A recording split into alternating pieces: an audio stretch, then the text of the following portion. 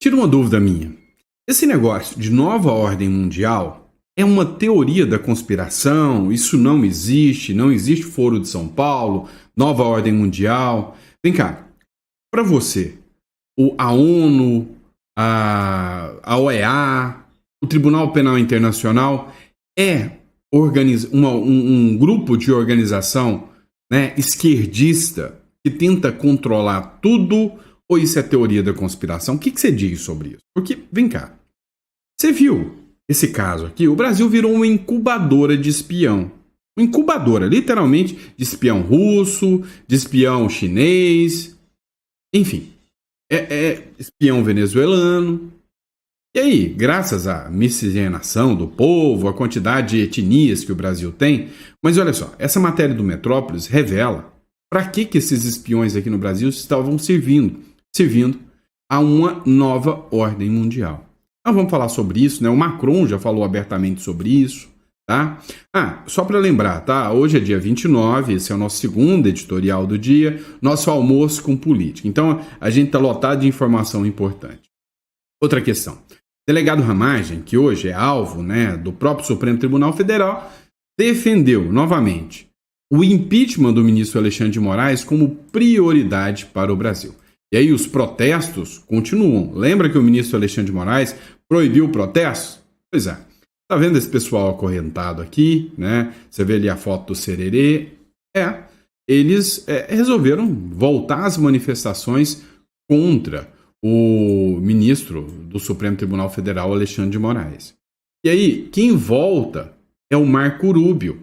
O Marco Rubio, que é o secretário norte-americano, ele faz novas críticas, citando o Álvaro Uribe, né, que já foi o presidente colombiano, condenado de direita. E aí ele fala da perseguição gigantesca que existe contra a direita. Tem tudo a ver com essa manifestação que a gente postou aqui para vocês, né? E o quanto, né, essa nova ordem, esses grupinhos da ONU, da OEA, não falam nada. Ficam em silêncio total. Agora, o Marco Rubio e o Trump não está de brincadeira. O Thomas fez uma publicação hoje dizendo o seguinte: olha, o governo Trump prepara uma retaliação inédita contra o Brasil, algo tão poderoso, né, como nunca se viu no Brasil. Outra postagem que eu quero tratar com vocês são sobre as sanções norte-americanas. O senador Carlos Viana, né, falou. Ele foi aos Estados Unidos em uma comitiva com os senadores. De lá, ele trouxe aquela resposta que todo mundo já sabe. A culpa é de quem? Do Lula. Outro que estava lá também, Marcos Pontes. Teve que enfiar o rabinho entre as pernas e falar. A culpa é de quem? Do Lula. Ou seja, aquele discursinho de que não, vamos resolver de forma econômica, com debates econômicos, foi por água abaixo. A questão é política. São as ações e atuações do Lula que causam isso. E aí, né, dentro da sapiência inesgotável dos ministros do Lula, os senadores que lá foram atrás de um, vamos dizer assim, de um interlocutor, inimigo do Donald Trump. Não tem como não ser pior, né? Ou seja, é uma falta de consciência gigantesca. Eu quero reduzir as tarifas e eu tô indo para negociar. Eu vou lá falar com o inimigo do Donald Trump. É genial, né? É genial. Pelo amor de Deus. E aí, né, a imprensa já começou com críticas. Antes a imprensa falando, Bolsonaro, patriota falso. Agora todo mundo já está reconhecendo. A culpa é do Lula. E aí, o Brasil tenta a última cartada contra o tarifaço do Trump e o Lula enfia o rabinho entre as pernas e já cogita ligação para o Trump, se o Trump atender. Já deu para você ver o que nós vamos discutir nesse editorial. Então, não esquece de se inscrever no canal, curtir, compartilhar, isso é muito importante, tá? Vamos lá, recadinho rápido aqui para você. Você que acha que é necessário ter um plano B, né? Aqui, se o Brasil literalmente, né, tiver com a economia em frangalho, estiver mal das pernas, já tem um plano B, né? E todo mundo fica sonhando com a Europa, sonhando com os Estados Unidos, sem contar que aqui do lado e um lugar excelente para se viver, chamado Uruguai.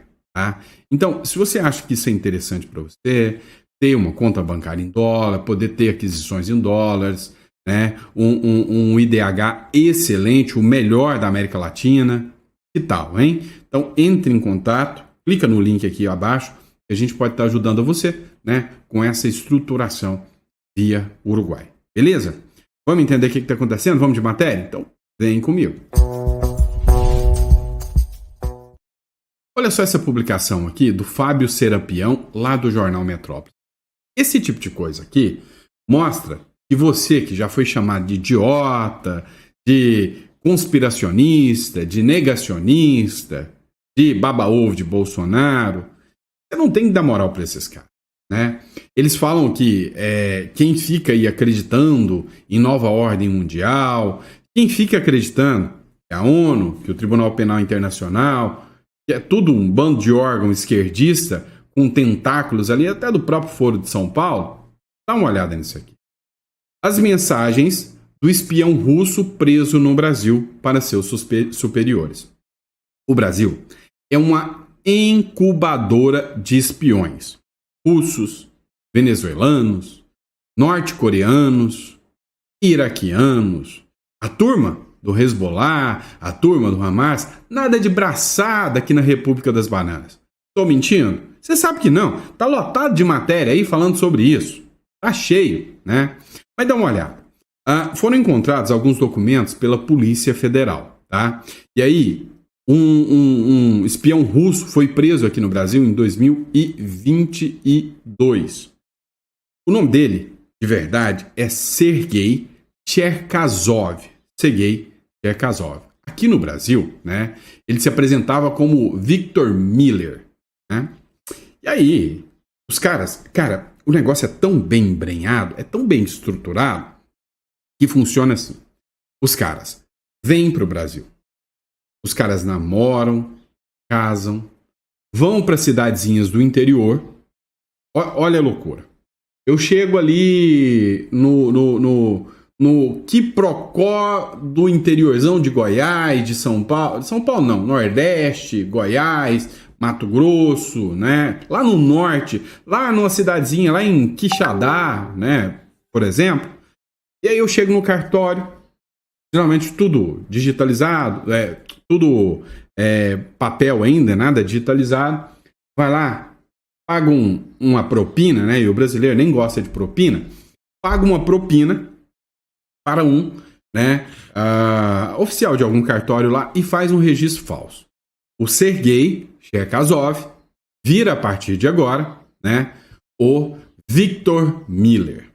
E o Victor Miller sai da cidadezinha e vai para São Paulo, vai para Floripa, com identidade de brasileiro, com nome de pai, de mãe. Você sabe como que o Victor foi pego? Né? Ou melhor, o Sergei Cherkasov foi pego?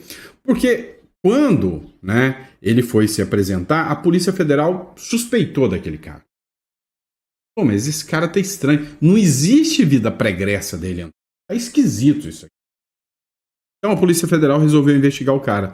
Aí chegou até uma filha, né, uma suposta irmã dele. Né, ou seja, filha da mulher que foi registrada como mãe dele lá na cidadezinha de interior. Chegou lá e falou, olha, você tem um irmão que chama isso? Ela falou, não, minha mãe teve filha única, eu sou a única filha da minha mãe. Não, mas aqui tá falando que ela teve um filho, é até da sua idade, ou mais velho que você. Não, nunca teve filho. Aí descobriu que o registro era falso. Nunca existiu isso aí. Agora, por que eu tô falando de teoria da conspiração? Por que eu tô falando de ONU? Por que eu tô falando disso? Olha a doideira. Olha o tanto que o negócio é muito mais embaixo do que você imagina. Ele tá preso no Brasil. E sabe como que ele foi preso? Ele tinha conseguido uma vaga dentro do Tribunal Penal Internacional. Agora eu te pergunto, dentro do Tribunal Penal Internacional, esse cara já estava indo para assumir a sua vaga dentro do Tribunal Penal Internacional. É normal um espião russo, dentre tantas e tantas pessoas, que tem que apresentar qualidade, qualificação, o cara conseguir uma vaga. indicado, adivinha por onde? Né? São os países que indicam. Indicado, né, para ele assumir uma vaga no Tribunal Penal Internacional. É esquisito ou não é? Né? E aí, a gente começa a observar agora, teve um caso agora, né, um brasileiro foi indicado para um alto cargo, sei lá, na lista da Interpol. Cara, a gente acende o sinal vermelho. É lógico que os nomes de diretoria, nomes que ficam em voga, é pouco provável que sejam espiões, né? Mas assim, cara, como que aquele sistema obscuro que existe de trás, né, sabe, do mecanismo do sistema, ele é obscuro. Agora cá entre nós, depois de ver que o Brasil é uma verdadeira incubadora de espião, depois de ver que aqui no Lula, né, o Lula é um cara que está sempre do lado da Rússia e dos outros, você não fica suspeito? Olha aqui, o que eles falou? Abre aspas. Passei as verificações de segurança do Tribunal Penal Internacional e fui aceito no cargo de analista júnior da seção de exame preliminar pelo período de 6 meses, inclusive sem salário. O TPI justifica dizendo que eles vão me ensinar durante esse período, diz ele no documento encontrado no celular. Olha só, né? E isso é indicação. Quem indicou? Será que vai ser feita uma investigação para saber quem indicou o cara? Né? Acho que não, né? Meu irmão, vamos lá. O delegado Ramagem está na mira do Supremo Tribunal Federal. O Supremo Tribunal Federal quer a cabeça do Ramagem de um jeito ou de outro. Isso é fato, né? Não tenha dúvida sobre isso. Agora, me chamou a atenção o seguinte: o Ramagem defende anistia e impeachment de Moraes como prioridade para o Brasil. Depois da investida contra o Bolsonaro, que a Polícia Federal foi lá. Depois que o Hugo Mota impediu deputados de comparecerem na Câmara dos Deputados durante o período de recesso parlamentar. Os deputados de oposição prometeram radicalizar contra o ministro do Supremo Alexandre de Moraes e contra o Lula. Ou seja, radicalizar, a pauta prioritária vai ser o impeachment de Moraes agora, vão partir para cima, vão travar tudo, vão obstruir tudo. Coisa que a gente já está ouvindo desde 2 anos atrás. E nunca deu resultado nenhum. Agora, tem gente que está falando o seguinte: olha, pode ser que dessa vez a oposição radicalize mesmo. Pode ser que dessa vez, literalmente, a oposição possa, literalmente, radicalizar e partir para cima do Alexandre de Moraes, buscando que o Alexandre de Moraes vá sempre soltando a sua corda, né? Sempre partindo para cima.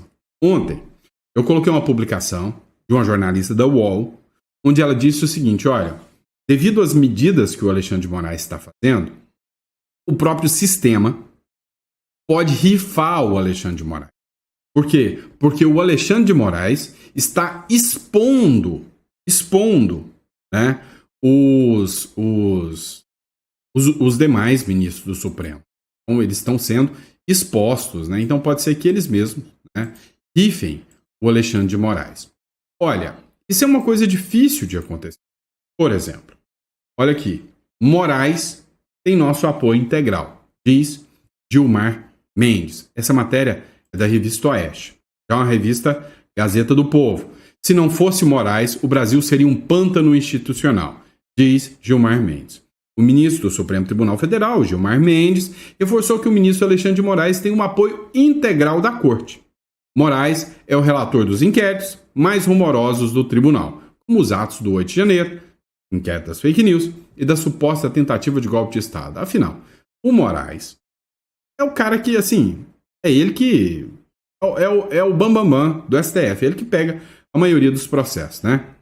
Olha o que o Gilmar falou.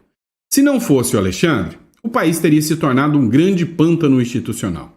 Ele tem e merece o nosso integral apoio, disse Gilmar Mendes à coluna Radar. Eles não vão rifar. Por quê? Porque eles sabem que a queda do Gilmar Mendes pode significar a queda deles. Já tem outros ministros que entendem o seguinte: a permanência do Moraes, desculpe, Gilmar Mendes não, Moraes, pode sim ser o motivo da queda deles. Porque o Donald Trump vem com tudo aí. Aí aquela questão. Ontem a gente fez uma enquete, né, sobre se o Trump teria força ou não para derrubar, né, o ministro Alexandre de Moraes e fazer com que Bolsonaro volte a ser elegível. A maioria, 59%, acha que não. Agora, a grande questão que fica é: se a oposição radicalizar e o Moraes tiver que radicalizar ainda mais, a oposição mirar só o Moraes, pedido de impeachment, fazer igual o Hélio Lopes, e aí deixa o Alexandre de Moraes começar a mandar prender gente. Será que o TPI, Tribunal Penal Internacional, o que aceita espião russo, vai fazer alguma coisa ou não? Não sei. Sei que a oposição late, tá igual cachorro, late, na hora de morder, né? Na hora que o Moraes bate o pé, sai gritando, né? Vamos lá, pessoal. Outro ponto interessante, né? Vigília. O que está acontecendo?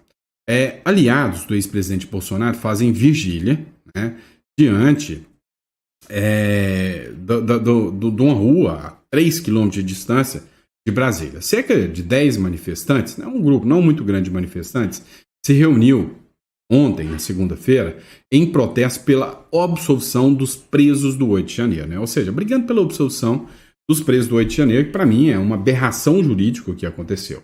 E aí, sabe, para mim uma das figuras que se tornou, assim, ícone, né, de tudo isso que aconteceu, né, do impacto, né, de tudo isso, é a irmã Hilda, né? Você vê ela idosinha, perigosa que só, olha a cara de perigosa que ela tem, né? Terrorista, como diz os jornais, né? Cara, ela tá em todas, né? Tem todas. E aí, eles estavam com uma lista lá de mais ou menos 150 nomes em mãos e o grupo mencionou que nunca vão parar de fazer orações. Olha só, abre aspas. São 150 pais e mães de família, avós, avós, filhos, netos, pessoas que foram presas e condenadas por crimes que não cometeram. Foi o que a advogada daquela associação dos presos do 8 de janeiro, né, que é a advogada Taniele Telles. E aí eles fizeram, né, ali a vigília. Olha, eu já falei para vocês, eu tenho uma pilha com a oposição. Ah, desculpa aí, eu sei que eu tô desabafando com vocês, né? E aí, vocês não são divã para ficar escutando meus desabafos. Mas assim, me revolta muito, né? A forma que a oposição, de certa forma, quis se blindar e se lascou, né? Para os presos do 8 de janeiro. Olha lá, dona irmã Hilda, algemada, né? E aí eu acho que, a hora que o ministro Alexandre de Moraes vê uma publicação dessa, né? Ele vai em êxtase, né? Vendo as velhinhas perigosíssimas, sendo acorrentadas, né? Ele pensa, meu sonho de consumo, né? Mas o que me deixa, assim, literalmente chateado? A oposição, ela deveria fazer uma greve de fome, cara. A oposição, né, os deputados da oposição deveriam parar, travar tudo.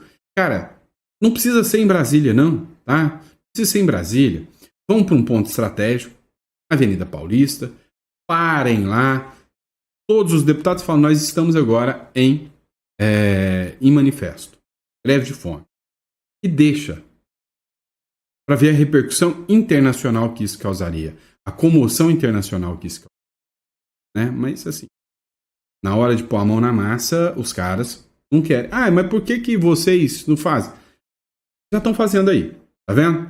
Agora o detalhe, os deputados foram eleitos com esse discurso de defender o povo. E eles estão brigando entre si, né? Por exemplo, o Eduardo Bolsonaro com briguinha lá com o Nicolas. É isso, o Eduardo Bolsonaro está fazendo a parte dele, né? Lógico. Agora, eu acho que a oposição deveria fazer igual o Glauber, né? Braga, ir lá e fazer uma greve de fome. Tá errado? Você acha que é besteira? Eu acho que tinham que parar e falar, não, nós vamos fazer, entrar todo mundo dentro do Congresso assim que voltar e falar, sentar lá no plenário e falar, a gente não come e não sai daqui. Só para ver se o ministro Alexandre de Moraes tem coragem mesmo de mandar prender todo mundo. Agora, o Marco Rubio está alinhado com isso e está de olho, né, nas perseguições. Ele bate em cima de que está na hora da direita parar de ser a caça e virar o caçador. Não é à toa que agora o Barack, o Obama, né, ele está sendo denunciado e acusado por golpe de Estado, né? Igual acontece com o Bolsonaro. Internacional. Marco Rubio critica a condenação de Álvaro Uribe e fala em instrumentalização do judiciário. O Álvaro Uribe, né, é da Colômbia, ex-presidente colombiano. E aí ele foi declarado culpado por manipulação de testemunhas e pagamento a paramilitares presos. Né? Fala comigo. Paralelepípedo, não, é paramilitares presos. O que acontece? O Marco Rubio falou o seguinte, olha, o problema do ex-presidente Álvaro Uribe é que ele perseguiu as Farc. E aí, essa semana mesmo, o Marco Rubio fez uma declaração onde ele falou o seguinte, olha, deixa eu contar um negócio para você. O Maduro não é presidente eleito. Não é não. O Maduro é um bandido, terrorista, líder de um grupo terrorista venezuelano. Então, é um grupo terrorista que atenta contra os Estados Unidos. Então, se a gente precisar agir contra esse líder terrorista, a gente vai agir. Os Estados Unidos estão querendo minar a influência chinesa aqui na América do Sul. E aí a Venezuela entra na mira, o Brasil também entra na mira. Né? E aí o Marco Rubio, né, já tem o discurso totalmente alinhado com o Donald Trump nesse sentido. Então, assim, Colômbia, os Estados Unidos tem 3 nomes aqui que ele está assim, morrendo de vontade de chutar o traseiro. Petro da Colômbia, Maduro da Venezuela e Lula do Brasil. São os 3 piores radicais da América do Sul. São os 3 piores radicais. São 3 nomes e 3 países que os Estados Unidos entenderam. Nós não podemos perder esses caras. Não podemos perder esses caras. Está alinhado com a Argentina, com o Milei. Tirou visto, né? Necessidade de visto para os argentinos. Agora, o que precisa, e a gente acompanha toda essa história, o que precisa, sem sombra de dúvidas, né, que tenha uma medida mais dura contra o Maduro na Venezuela. Aqui no Brasil, eles estão dispostos. Tá? O que acontece? O governo Trump prepara uma retaliação inédita. Bancos brasileiros que mantiverem contas de sancionados pela lei Magnitsky perderão acesso ao sistema financeiro americano e enfrentarão multas bilionárias. A gente já falou sobre isso aqui. Se o STF ousar canetar que os bancos ignorem o bloqueio, o Departamento de Tesouro vai esmagar o Brasil, como nunca se viu na história. O jogo agora é direto. Desafiar sanção virou risco sistêmico nacional. O grosso está chegando. E é literalmente isso aqui, tá? O Thomas aqui, ele não está errado, não. Se o Brasil resolver bater frente com os Estados Unidos, vai tomar uma canetada gigantesca. Gigantesca. A pior coisa que pode acontecer para o Brasil nesse momento, né, é continuar se tornando, né, esse inimigo aí dos Estados Unidos. E aí, olha só, o senador Marcos Viana foi um dos senadores que foram discutir o tarifaço lá dos Estados Unidos, né? Segundo o senador Carlos Viana do Podemos, que foi aos Estados Unidos em uma comitiva de senadores para discutir o tarifaço de 5%, imposto aos produtos brasileiros, motivações políticas, como o julgamento do ex-presidente Jair Bolsonaro, por exemplo, não seriam o principal motivo para a retaliação ao Brasil. Ele descobriu a roda aqui. Dá uma olhada. A questão política está muito forte. O pessoal do pessoal do Bolsonaro colocando que o Trump falou sobre esse assunto, sobre o julgamento do Bolsonaro. Esse assunto está à mesa por parte dos americanos. Né? Não por parte da nossa comitiva, mas por parte dos americanos. E realmente há um problema que a gente tem que entender e buscar uma solução interna. Agora, há muito mais problemas por trás disso. A relação Brasil-Estados Unidos está muito complexa, está congelada. A diplomacia brasileira não está conseguindo respostas, porque também não deu respostas aos Estados Unidos. E o que aconteceu? Eu comecei o meu trabalho aqui por Miami. Tive uma reunião com 3 escritórios de advocacia, 3 representantes aqui nos Estados Unidos. Pessoal, putz grila, né? Os caras estão gastando dinheiro para ir lá para ter reunião com o escritório de advocacia, para saber o que está acontecendo. o Donald Trump bateu a porta na cara dessa comissão. O Eduardo Bolsonaro avisou. O lobby, ele é permitido. Então, os escritórios de advocacia aqui representam setores importantes da economia americana. Então, o que nós fizemos? Eu conversei com esses representantes, um deles, inclusive, grande negociador dos republicanos de acordos bilaterais. Muito bem. A conversa foi muito franca e esclarecedora. O problema político brasileiro que foi citado pelo Trump é apenas uma ponta, não é o mais importante. Vamos deixar isso aqui claro. O grande problema na relação Brasil com os Estados Unidos chama-se BRICS. O Brasil, enquanto estava no BRICS, era um bloco econômico simples, os Estados Unidos não falaram nada. Mas o presidente Lula, o presidente brasileiro, anunciou que o BRICS passará a ter agora algumas novidades. Por exemplo, cabos submarinos próprios para comunicação entre os países. Satélites com a China serão ampliados também para a questão de comunicação e segurança. Aí os Estados Unidos se sentiram atingidos. Porque nesse país aqui, gente, aqui existem dois pilares que sustentam esse país. O primeiro deles, negócios. Eles ganham dinheiro, eles gostam de ganhar dinheiro, eles sabem ganhar dinheiro e sabem a força que a economia deles tem. Por isso que o Trump se torna um grande negociador, porque ele sabe a força que ele tem no mundo. E quem quer vender para os Estados Unidos, como nós queremos continuar vendendo, nós temos que buscar negociar com ele. É o meu ponto de vista. O segundo ponto é a questão geopolítica militar. Os Estados Unidos entendem que a China hoje é o grande adversário militar e a entrada do Brasil desequilibrou esse jogo. Segundo os interlocutores do Partido Republicano que eu ouvi, que me receberam sob confidencialidade, eles pediram para não serem revelados, né, porque há aqui uma determinação de que só a Casa Branca vai falar sobre esse assunto. Eles disseram o seguinte, que o Brasil está sendo usado pela China para desequilibrar esse jogo, esse poderio militar, e o Brasil está usando do bom relacionamento com outros países para poder levantar o BRICS e a China, que seria o maior beneficiário. Então, o grande problema nosso aqui de taxação não é a questão política do ex-presidente Bolsonaro, não é a anistia, isso é um problema nosso. Isso aí a gente é que tem que resolver, e você já disse, eu concordo com isso, a gente tem que discutir esse assunto. A questão política está muito forte, o pessoal do pessoal do Bolsonaro colocando que o Trump falou sobre esse assunto, sobre o julgamento do Bolsonaro. Esse assunto está à mesa por parte dos americanos, né? Não por parte da nossa comitiva, mas por parte dos americanos. E realmente há um problema que a gente tem que entender e buscar uma solução interna. Agora, há muito mais problemas por trás disso. A relação Brasil-Estados Unidos está muito complexa, está congelada. A diplomacia brasileira não está conseguindo resposta. Vamos lá.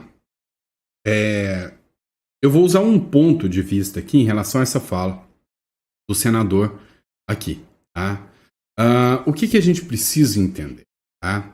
O senador Carlos Viana, ele é do Podemos, tá? Não é bolsonarista, não, partido bolsonarista, não. O que você precisa entender? Ele falou o seguinte: a revelação veio dos republicanos, que ele não pode informar, e eu não duvido, tá? De que ontem, só abrindo um adendo aqui, ontem, o pessoal do UOL disse o seguinte: olha, agora é 100% por causa do Bolsonaro. Agora é 100% por causa do Bolsonaro. Mas a informação que o Carlos Viana trouxe aqui é importante pra caramba. Vem cá. O Brasil está passando cabos subterrâneos e segmentação direta com satélites chineses. Isso ameaça a segurança dos Estados Unidos? É claro que sim. Vou te fazer uma pergunta. Vocês me falam que eu sou meio radical, que eu fico causando terror, de que o Lula vai enfiar a gente no meio de uma guerra. Vou te perguntar uma coisa. Lá na Ucrânia, o que a Ucrânia fez? Bom, primeira pergunta. Quem é mais doido? O Trump ou o Putin? Responde para mim.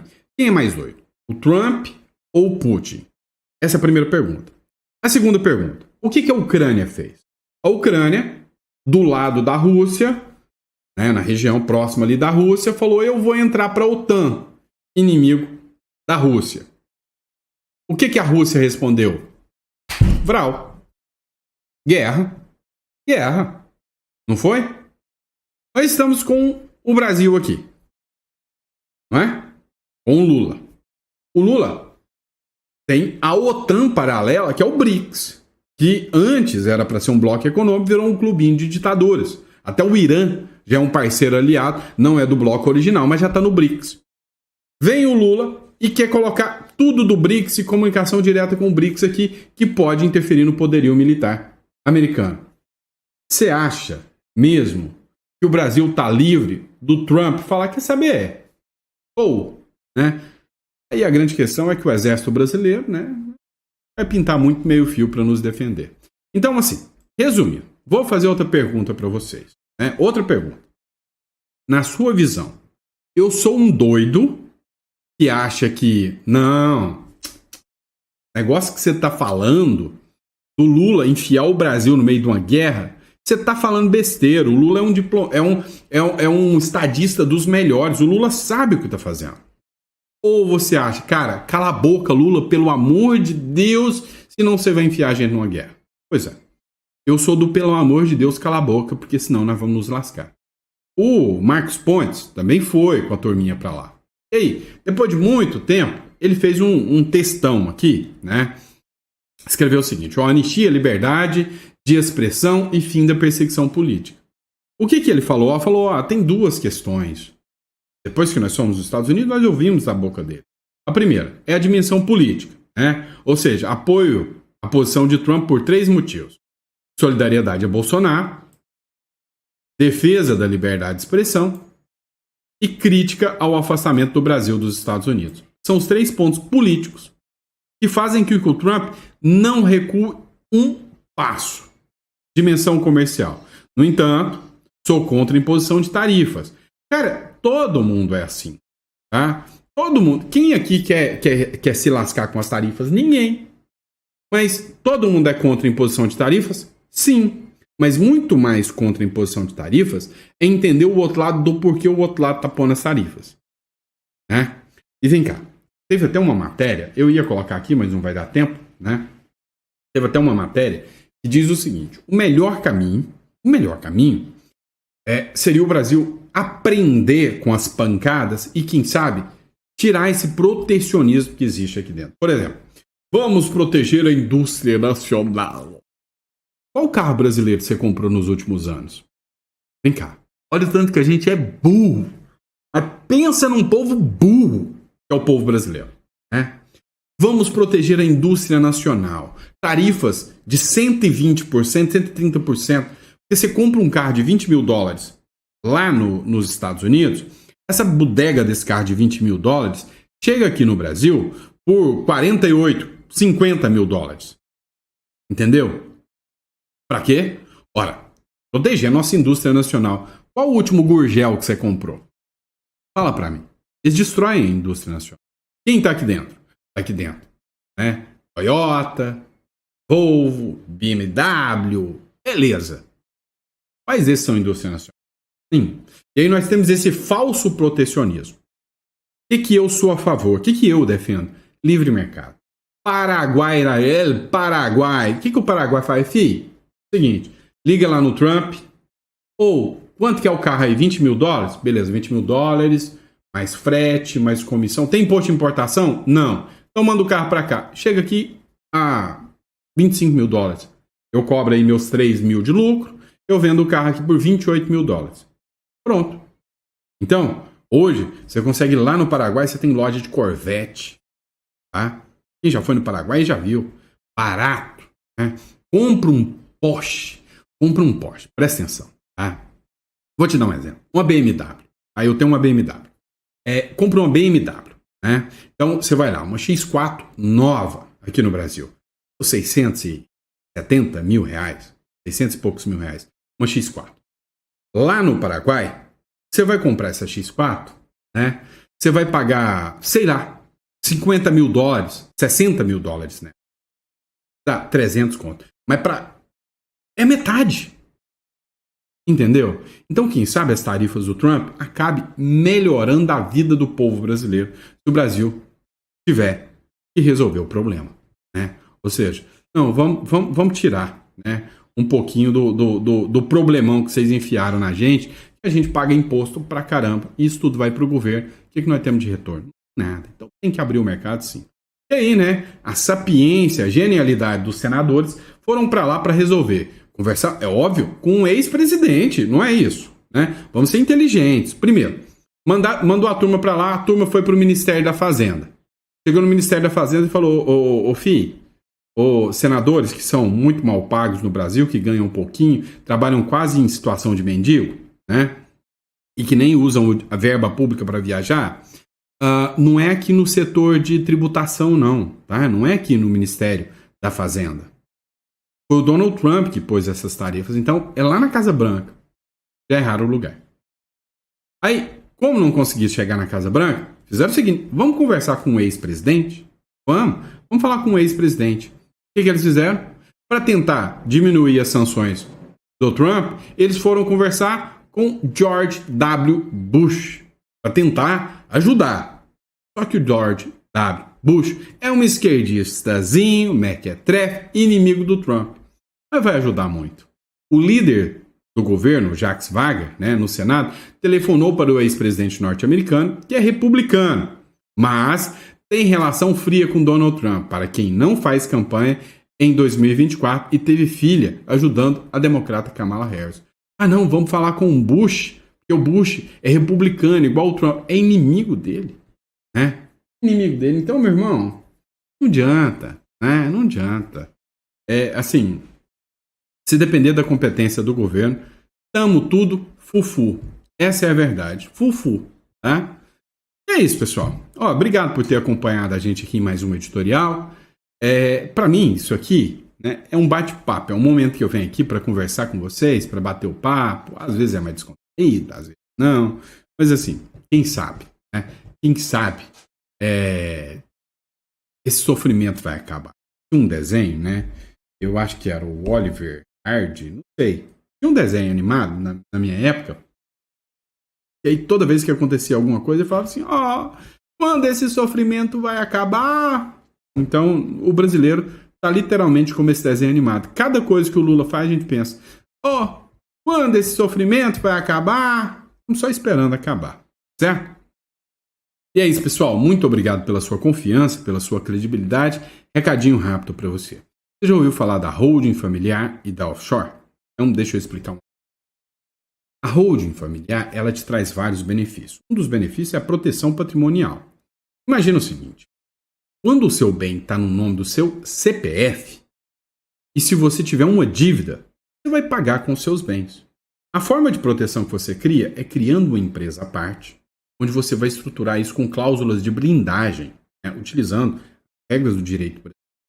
E muita gente nem conhece, né, a importância disso. Sem contar o quanto isso pode te dar economia tributária. Vou te dar um exemplo básico. O que eu mais vejo é empresário que tem um prédio e usa esse prédio, né, para empresa, para indústria.